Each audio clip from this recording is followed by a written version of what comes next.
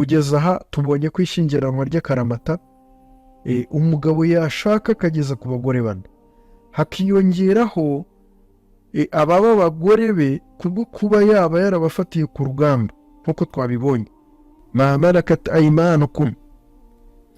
None tubonye ko umugabo yemerewe no kuba yashyingiranwa n'umugore mu gihe runaka yemeranyijweho nawe hagamijwe gukemura ryarari.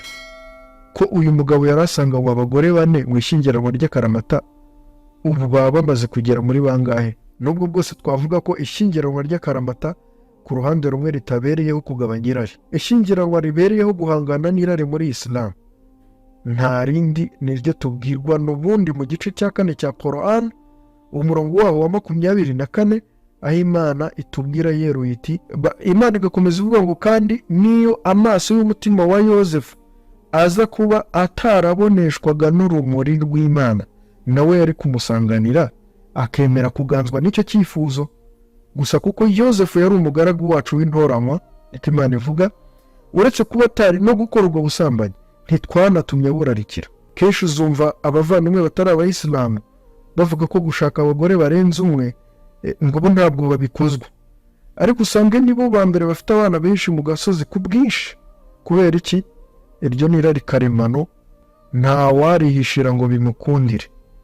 Inzu irimo gushya umwotsi ugomba kwigaragaza uko byagenda kose.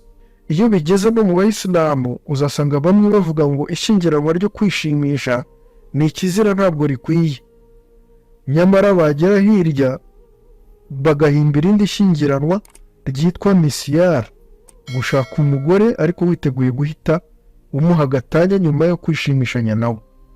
Ishyingiranwa ritanditse mu gitabo icyo ari cyo cyose cyaje giturutse ku Mana. Mana twongerere kwihangana, Mana tworohereze, uturebeshe ijisho ry'impuhwe zawe, udutabaro twambutse iyi nyanja isuma idusumira.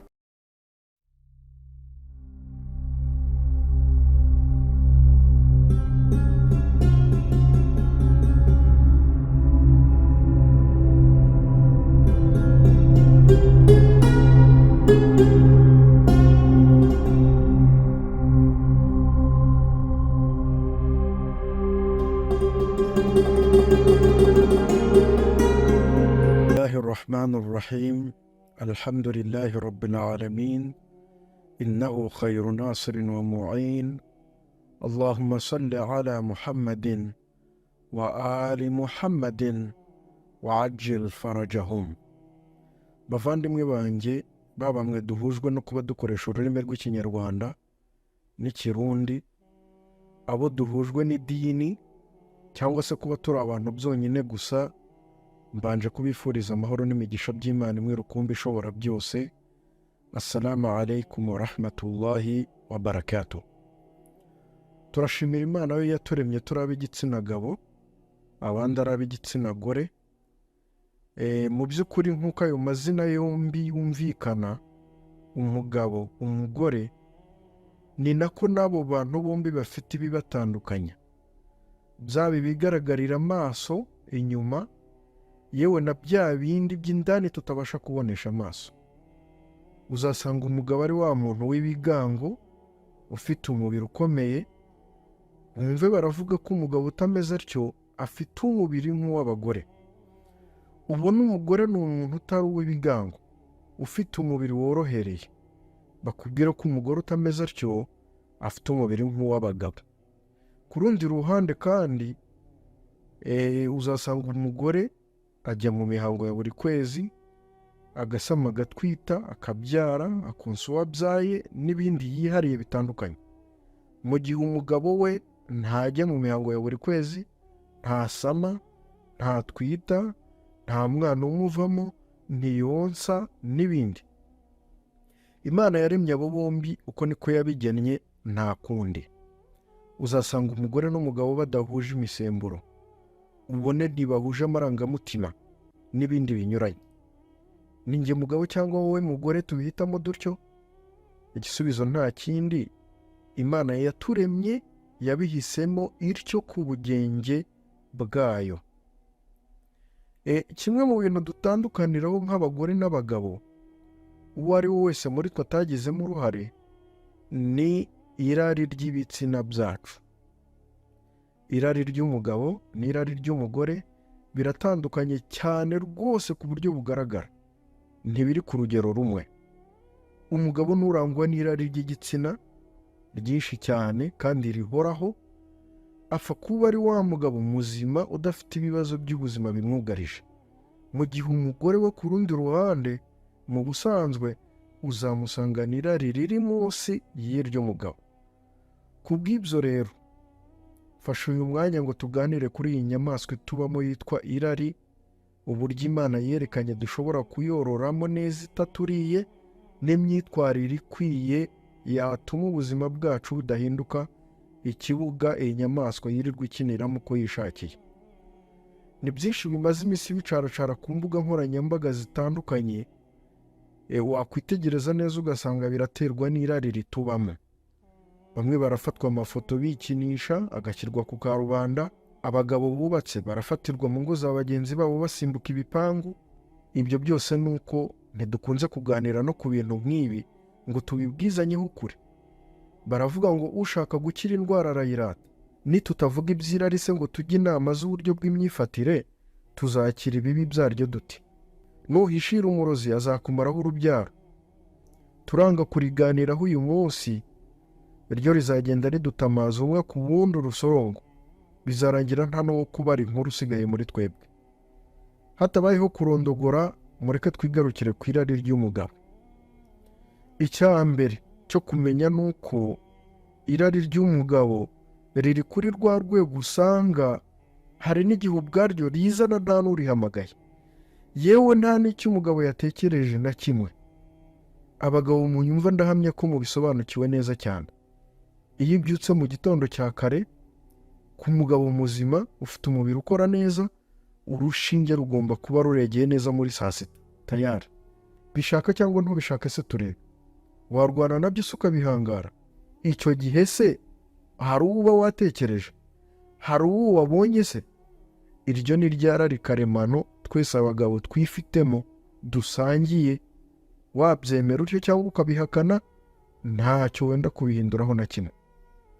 N'umwana muto w'umuhungu wavutse uwo munsi, utari wamenya iyo biva n'iyo bijya, mu byo bapimiraho ko azaba umuntu w'umugabo mu rugo rwe, ni uko bamubona buri gitondo abyutse urushinge rwe ruregeye neza muri saa sita. Iyo buri gihe basanga ruri muri saa moya, saa tatu, icyo kiba ari ikimenyetso mpuruza cy'uko agomba kujyanwa kwa muganga bakareba ibyo ari byo hakiri kare, hato bitazateza ibibazo yaramaze kuba umugabo. Urundi rugero rwerekana buryo ki irari ry'abagabo ridasanzwe, yewe ari n'iryo kwigaho byimbitse rigafatirwa umwanzuro ukwiye, rikitonderwa. Umugabo wubatse umaze igihe atagira n'ikiganiro n'umugore we, cyangwa se umwana w'umusore ugeze mu gihe cy'ubugimbi, arasasa akaryama akarota ari mu kiganiro, nta ruhare nawe agifitemo, ari ibintu birimo byikora. Mu gitondo yabyuka akisangana igikoma cya kawunga mu byo yambaye cyangwa se yarayeho. Nizere ko abankurikiye mwese muri abantu bakuru basobanukiwe icyo nshatse kuvuga. Kugeza hangira ngo twese dutangiye kwibaza byinshi ku irari ry'umugabo. Icya kabiri, irari ry'umugabo rishobora kumuhagurukana mu masegonda make cyane, binyuze gusa mu kureba uwo badahuje igitsina cyangwa se bimwerekeyeho, nk'imyambaro n'ibindi. Nk'uko batse itara ry'amashanyarazi, hahandi ukora ku gikuta rimwe gusa rigahita ryaka ako kanya, wakongera gukora ku gikuta rikaba rirazimye. Irari ry'umugabo naryo ashobora kureba akantu gato gusa, gukubita amaso imimerere n'imiterere by'uwo badahuje igitsina, mu kanya nk'ako guhumbya itara rigahita ryaka. Yavanaho amaso atekereje ibindi, itara rigahita rizima. Kandi ibyo bikaba byabaho inshuro zirenze 2, 3, 4 ku munsi umwe. Ni nayo mpamvu intumwa y'Imana Isa bon Maryam alayhi salam, Yesu yigishije ab'igitsina gabo akababwira ati, nibibashobokera mukabona mwabasha no kuba mutaterera amaso yanyu cyangwa se mutareba umwenda w'umuntu w'igitsina gore, muzabigenze mutyo, ntimukareba umwambaro w'ab'igitsina gore. Ku rundi ruhande, ni ukuvuga ngo Yesu alayhi salam arabuza n'ab'igitsina gore kugaragariza imyenda yabo aho babonye hose. Ni nayo mpamvu uzasanga mu bihugu by'abayisilamu akenshi na kenshi abari n'abategarugori iyo bagiye gusohoka hanze y'ingo zabo baba bambara imyenda yirabura. Buriya iyi myambaro yijimye ni imyenda idakurura amaso y'abantu cyane nk'imyenda y'andi mabara. Ikindi ni uko ahanini idakunze kugaragaza ibyo umuntu yambariyemo imbere igihe itamufasha. Ariko uyu munsi wa none nk'aha iwacu mu Rwanda, umumama w'umuyisilamu ubyaye gatanu arajya guhaha mu isoko ibyo yambariyemo imbere byose bigaragara. Abagabo aciyeho bose bagakebuka bakamuzuminga neza. Tayari urushinge rwageze hehe? Muri saa sita. Kubera iki? Irari abagabo twifitemo, ari naryo turimo kuganiraho kano kanya. Niyo mpamvu Quran itegeka umugore kwambara akikwiza, akirinda kugaragaza ibice by'umubiri we, imitako iri ku mubiri we akayigira ibanga rye n'abiwe. Soma igice cya 24 umurongo waho wa 31 n'igice cya 33 umurongo waho wa 59 muri Quran. Ni nayo mpamvu kandi Quran igena buryo cyo umuntu w'igitsina gore yakaba yatambukamo igihe agenda mu nzira irimo cyangwa se ashobora guhuriramo n'ab'igitsina gabo. Imana iti wala yadribna bi arjulihinna liyu'lama ma yukhfina min zinatihinna. Kandi ab'igitsina gore ntibagatambuke bakubita ibirenge byabo hasi mu buryo butuma imitako yabo yarihishe irushaho kwitabwaho cyane n'ab'igitsina gabo. Umusozo w'umurongo wa 31 mu gice cya 24 muri Quran. Nidushingira kuri uno murongo, kwambara inkweto zifite taro ndende zigenda zisohora ijwi ridasanzwe buri uko umwari cyangwa se umutegarugori akandagiye hasi, ni ibyo kwirinda kuko bishobora gukurura abantu b'igitsina gabo bagatangira kumwitaho no kumutekerezaho byinshi.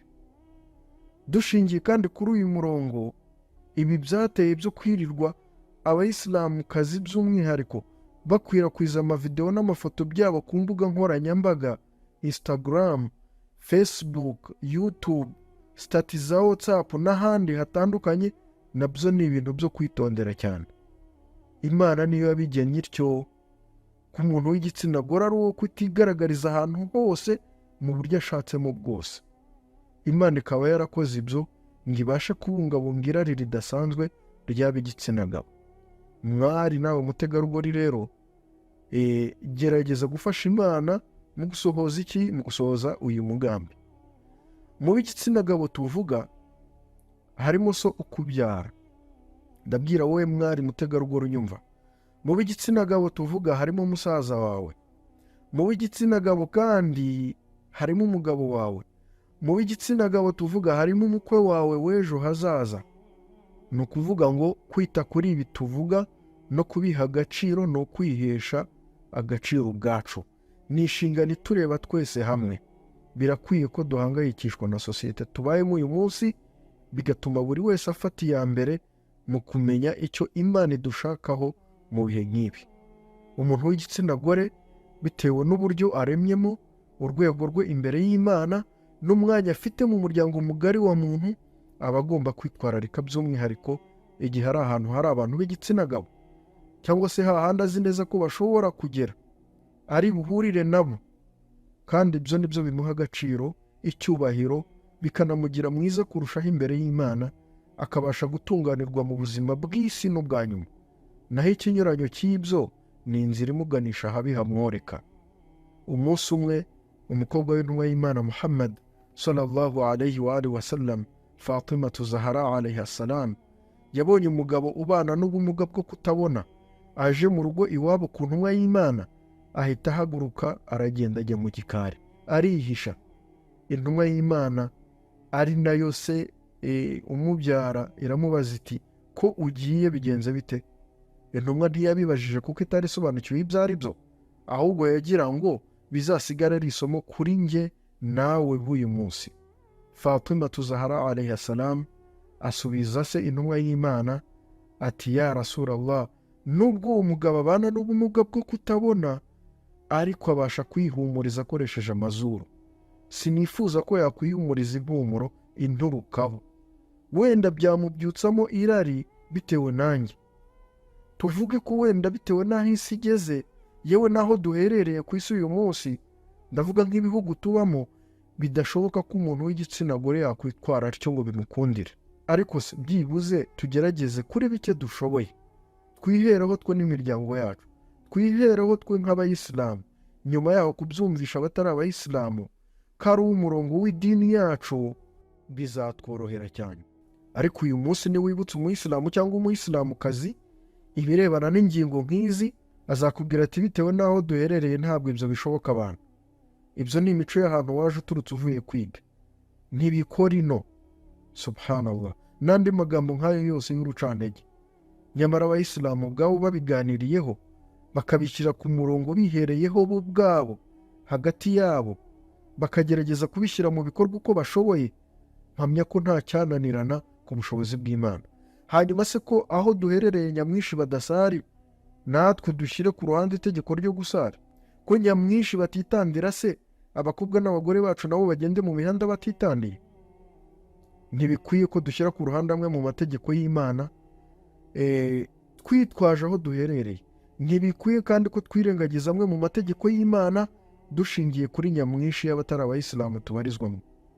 Tugomba gukora iyo bwabaga, tugakora ibyo dushoboye, nubwo twakora ibingana na 2%, ariko twagize icyo twereka Imana, twagaragarije Imana ko duhangayikishijwe no kubahiriza amategeko yayo. Bivugwa ko umuyobozi w'abemera Ali bin Abi Talib alayhi salam atakundaga guca ku bakobwa cyangwa se abagore bakiri bato ngo abasuhuze cyangwa se ngo abavugishe nta mpamvu ihari ifatika yumvikana. Uku nguku twebwe tugenda dusuhuza buri mugore cyangwa se buri mugabo wese duhuye nawe, yewe tukanahagarara ngo turabazanye amakuru n'ibindi. Imam Ali bin Abi Talib alayhi salam ntabwo yajyaga abikora mu rwego rwo kwirinda iki? Kwirinda kuba yaganzwa na ryarari ry'abagabo turimo tuvugaho. Umuntu w'umuziranenge nka Ali bin Abi Talib alayhi salam, gukumira ibyago byatezwa n'irari bitari byanabaho. Ubwo nibwo buzima bw'abaziranenge bacu muri Islam. Nyamara wareba ugasanga twe tubakurikira, twe babayoboka uyu munsi, ibyacu ni ibindi bindi. Icya gatatu, irari ry'ab'igitsina gabo riri mu bituma Qur'an itegeka umugore kuvuga mu ijwi riri hasi kandi risanzwe, ridashobora gukurura ab'igitsina gabo, igihe azi neza ko bashobora kumwumva cyangwa se bazamwumva. فلا تخضعن بالقول فيطمع الذي في قلبه مرض وقلن قولا معروفا. Ntimukoroshya amajwi yanyu nk'abashaka kugira uwo bareshya, kugira ngo ababaswe n'uburwayi bw'irari muri bo be kuba babifuza. Muvuge mu ijwi risanzwe rimenyerewe. Qur'an igice cya 33 umurongo waho wa 32. Nimba bibaye ngombwa ko muvugira ahantu abantu b'igitsina gabo bari bashobora kugera, muvuge mu majwi atarimo kureshya. Ababyubahiriza mu bayisilamukazi se ni bangahe ku ijana? Nyamara iryo ni itegeko rireba abari n'abategarugori b'abayisilamu bose muri rusange. Mu gihe umuntu w'igitsina gore ari ahantu hateraniye ba ajinabi be, abantu b'igitsina gabo baziruriwe kuba bashyingiranwa nawe, cyangwa se akaba azi ko bashobora kumva ijwi rye, aba agomba kwitwararika mu mivugire ye. Kimwe n'igihe ari ahantu abantu nk'abo ngabo baba bashobora kumureba, nabwo aba agomba kwitwararika mu myifatire ye. Ayo mategeko yose Imana yayashyiriyeho kubungabunga irari ry'abagabo ngo rye kuba ryateza ibibazo dukunze kumva hirya no hino, hamwe no kubungabunga umwari n'umutegarugori ngo abashe kwiha icyubahiro n'agaciro akwiye, ari nabyo bimuganisha ku gutunganira Imana umuremyi we. Naha buri wese rero ngo yihe icyubahiro n'agaciro yagenewe n'Imana. Icya kane, irari ry'ab'igitsina gabo riri mu bituma Imana itegeka iti wa iza sa'altumuhunna mata'an fas'aluhunna min wara'i hijab. Kandi bagabo b'abayisilamu, nimunashaka kugira icyo mwaka abagore batari abanyu, mujye muvugana nabo muri inyuma y'ipaziya bo bari imbere, kuko ari byo byiza bibafasha kuba imitima yanyu n'iyabo yakomeza gutungana. Qur'an igice cya 33 umurongo wa 53. Bavandimwe, aya yose ni amategeko ya Qur'an anatureba twese muri rusange, ariko se tuyubahiriza kangahe ku ijana? Kutayubahiriza se ntimubona ko ari byo bikomeje kugenda byangiza sosiyete tubayemo? nugerageje kwigisha inyigisho nk'izi ngizi mu bayisilamu, byanga byakunda azatambikwa zimwe mu ntenge bashobora kuba bamuziho bamunanize. Aratwigisha ibise warabyubahiriza, gusa umukobwa we cyangwa umugore we ejo bundi ntibyagenze gutya na gutya. Ngibyo ibyo uzasanga benshi twiberamo. Nyamara ahubwo twakabaye tugirana inama z'ukuri, tukabwizanya ukuri. wal asr innal insana lafi khusr illa alladhina amanu wa amilu salihat wa tawasaw bil haqq wa tawasaw bis sabr. Kugirana inama z'ukuri, tukavuga duti dore Imana iradushakaho ibi n'ibi, kandi aho duherereye byifashe bitya, dukabije kumera dutya, ntabwo turi shyashya.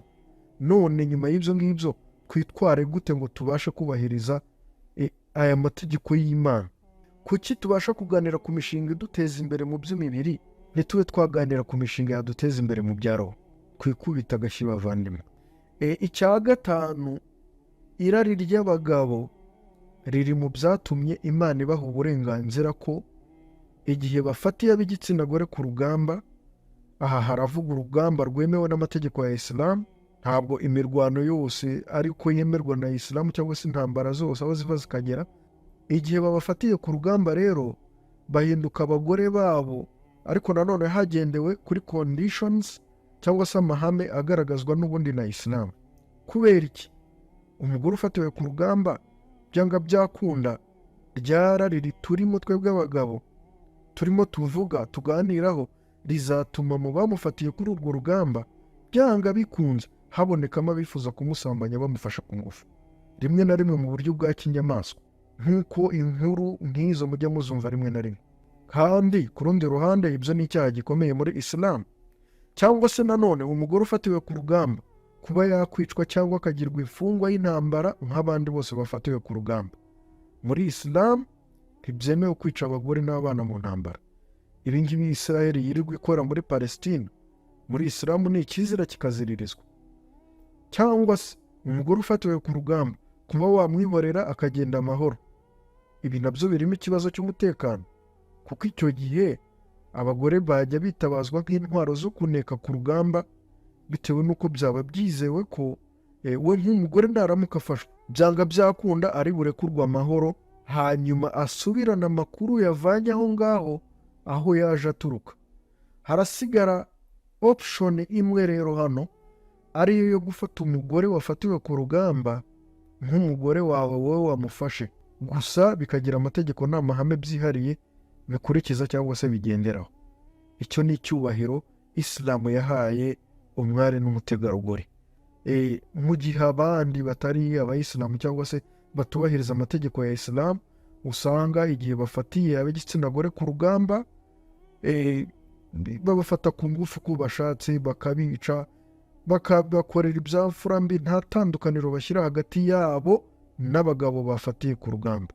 Ariko Islam yo irabuza kwica umugore ufatiwe ku rugamba, irabuza kuba yakorerwa ibyamfura mbi, ahubwo iti nahabwa umugabo umwe gusa, ari we uriya wamufatiye ku rugamba nyine, ahinduka umugore we mu buryo bukurikije amategeko n'amahame, apana gusimburanwaho n'abagabo batagira ingano bamukorera ibyamfura mbi. Twigarukire ku cyo turiho. Ntituvuga ko umugabo yemerewe gusa abagore bane kwishyingiranwa ry'akaramata. Umugabo ufite abagore bane b'akaramata agafatira ku rugamba abandi bane, ubwo babaye bangahe? Urumva ba bagore bane batarenze babaye abagore 8 bose. Kubera iki Imana ibyemerera umugabo? No kubera ryarare tukirimo kuvugaho. Nubwo bwose twavuga ko ishyingiranwa ry'akaramata ku ruhande rumwe ritabereyeho kugabanya irari, kubera ko Imana ubwayo niyo ibyivugira neza iti wa in khiftum alla tuqsitu fil yatama fankihu ma taba lakum minan nisa'i mathna wa thulatha wa ruba'a fa in khiftum alla ta'adilu fawahida. Nimutinya ko mushobora kutubahiriza ubutabera mu mibanire yanyu n'abakobwa batagira base, mu cyimbo cyabo mujye mushyingiranwa na babiri. Qur'an irahera kuri babiri, ntabwo ihera kuri umwe. Mujye mushyingiranwa na babiri, batatu cyangwa bane mu bandi bagore basanzwe muziruriwe. Nimuratinya ko mushobora kutubahiriza ubutabera hagati y'abagore barenze umwe, mujye munyurwa n'umugore umwe mu batari abaja cyangwa se abaja b'igiciro cyo hasi. aw ma malakat aymanukum. Soma neza uyu murongo, ni uwa 3 muri Quran mu gice cya 4. urabona ko gushyingiranwa n'abagore barenze umwe birasaba kuba wizeyeho kubaha ubutabera bukwiye kandi bungana. aho twibaza duti ni bangahe se babibashije? Ni bangahe mu bagore n'abakobwa se bari tayari kwemera kubangikanywa na bagenzi babo? Ntubona se ko bizanasaba ubushobozi buri hejuru cyane bw'imitungo? Ni bangahe babigeraho se? Niyo mpamvu uzasanga ari n'ibintu bidakunze kubaho cyane ku bw'izo nzitizi zose tuvuze.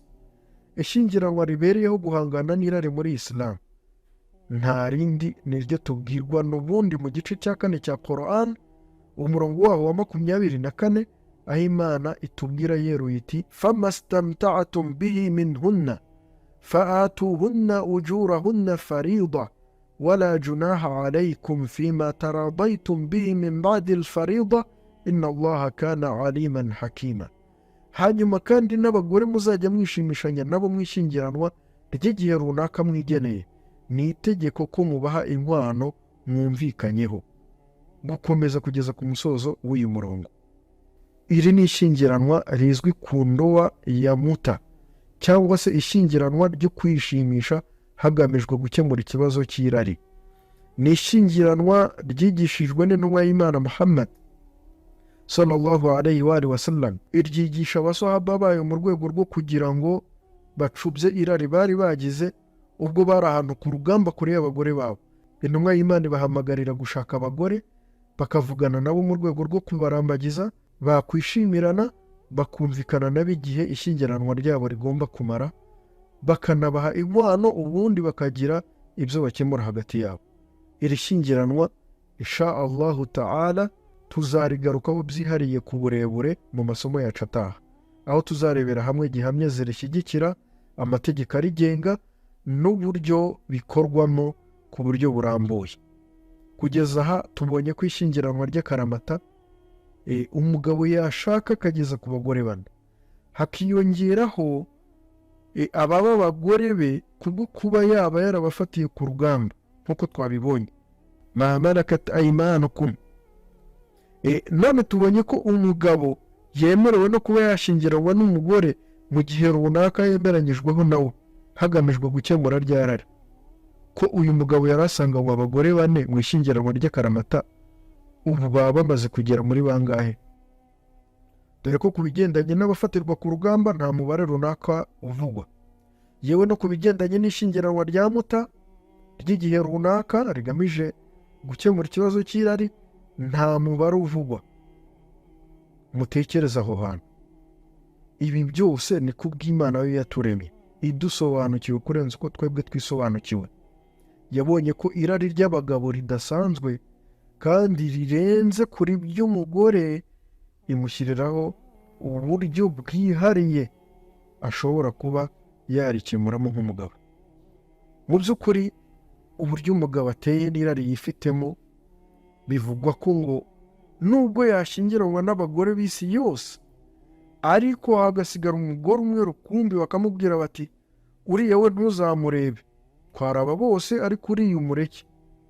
Ngo umugabo yajya agirira irari uriya bamubuza kurenza uko arigirira babandi bose afite nk'abagore be.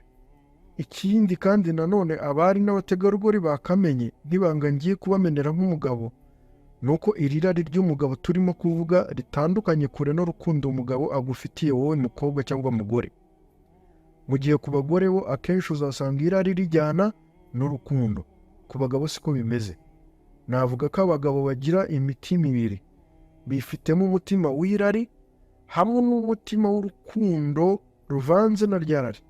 Wa mwari cyangwa se umutegarugori umugabo abonye hagatera gusa agatima k'irari, ubwo nawe urabyumva, icyo gihe agamije kwishimishanya nawe gusa.